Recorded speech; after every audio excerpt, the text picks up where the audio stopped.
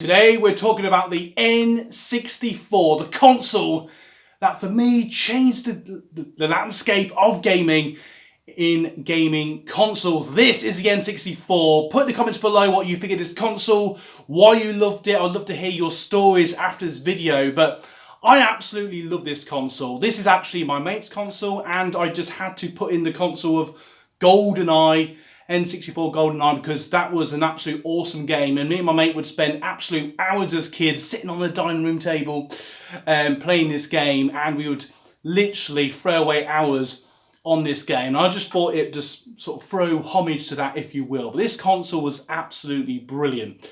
Now, just before we carry on, I'm Dave from DOSBite. Welcome to the new series, Season 2 of DOSBite. If you want to find out more about DOS and retro computers and just follow us on our different journeys and just learn about random old tech and games, check out DOSBite, subscribe and like this video.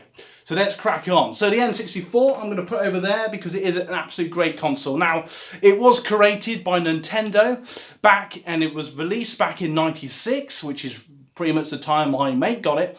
And I actually remember when he got it, I seem to remember his parents saying, don't tell him we've got him an extra nice present for his birthday. I'm pretty sure it was for his birthday. And the first game, I don't know if you remember it, I'm sure a lot of you will, was Mario N64. And I remember seeing it for the first time, because before that, this superseded the Super Nintendo. And obviously most of those were platform games and things like Zelda and Mario and Donkey Kong and plenty of others. So to see games that were 3D, especially on a games console, just as a kid, just blew your mind. You're like, oh my, wow, this is amazing. And you know, I think briefly seen sort of 3D graphics with games like Doom and Wolfenstein over on the home computer. But I don't know, it just, for me, it just felt like the next level in gaming, especially when you played things like GoldenEye. And the fact you would shoot a bad guy and he would like, and he would like react to what you were doing, where previously on games like Doom, you just shoot him and that was pretty much it. But the fact it just felt more real, it just felt more realistic, the graphics would just seem much better. Now, you could say that, you know, a few years later with things like the PS2 in that, they got much more better and stuff, and some people would argue that some of the graphics were quite sort of pointy and stuff, a bit pointy maybe. But for the time, it just, I don't know, I personally feel it was ahead of its time. It definitely felt like it, and it's just so many happy memories. I've got all the games actually in this green box. This is my mate's green box. I'll just put a few of them out here. Rainbow Six, Perfect Dark, there you go, that was a legendary game. I am Turok! That was a good game. I used to always want my mate to play this space game. What was it? Can't even remember what it was now. Light of Wars. Win Back. There was absolutely loads of Mission Impossible. I remember like taking the woman out in the toilet. There's just loads of great and there's loads of other ones. And Donkey Kong, Diddy Car Racing. There was absolutely loads of great memories on this console. And just tell you a little bit about this then. So this was actually, they started the project apparently in '93, and they worked with developers to really work on the chipset. And the reason why it was called the N64 is because that was the architecture of the graphics of the time, 64.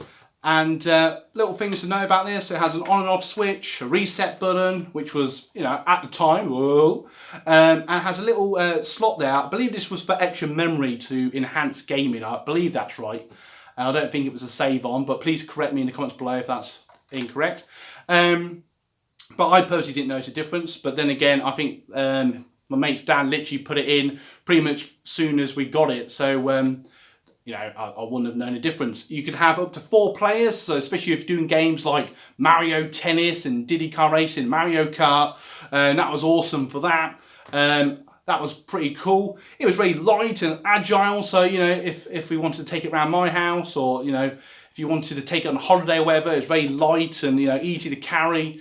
And on the back, you just had like your big power pack, and you'd plug it in. And I believe it just had like a SCART cable to plug it into your telly. And remember, you had the 3 colours, was it red, white and yellow? And that always produced really nice. I think it was like 50 or 60 hertz. And that's really, really cool. Now, actually, I just found some interesting info that I'll just scan through that I found on Wikipedia, which I thought was just quite cool. So, as I said, it was sort of released in Japan in '96, June 23rd. And then September 29th in 96 in North America, and I assume Europe was later in 97, Europe and Australia, so here in the UK as well. And that wasn't actually superseded until its main competitors apparently were the the PlayStation, the Sega Saturn, and later the PS2, though that did have better graphics. And it did have a 64-bit CPU, so hence the N64. Just scanning over the things that would interest you. And IGN named it as one of the best consoles of all time, 9th in 2011. And it didn't get superseded until 2002 by the GameCube, which is another games console that I have fond memories with. So this is a great little console, and just, I don't know, just the nostalgia of it is just brilliant. Now, I never had one of these, but you know, very occasionally me and my mate will get this out and we'll have a little bash on GoldenEye or whatever else we fancy playing, and it's just a brilliant console. And obviously it's a bit of a shame because on newer tellies, because of the way the graphics are outported, it goes a bit fuzzy, so you have to get an old-fashioned telly. Though I know there are mods you can tinker around with it and stuff like that to do that, but I'm not quite that skilled yet. Though I am getting better all the time. But please put in the comments below what stories you have of the N64, what your memories of it, what was your favourite game. I'd love to find out in the comments below. If you want to support the channel, we have merch and links in the description, so go and check them out. And I just want to say thank you so much for watching. But before we go anywhere, I'm going to leave you 2 end cards that are going to give you even more value of things to check out here on the channel. So I just want to say thank you so much for watching. A big shout out to our 60,000 plus members on the Facebook community, and go and check that out as well actually, because you can share your old computers and games and stuff like that. So thank you so much for watching. If I missed anything, please put in the comments below. I'd love to have a little discussion, and see you in the next episode. Dust Bite, woohoo!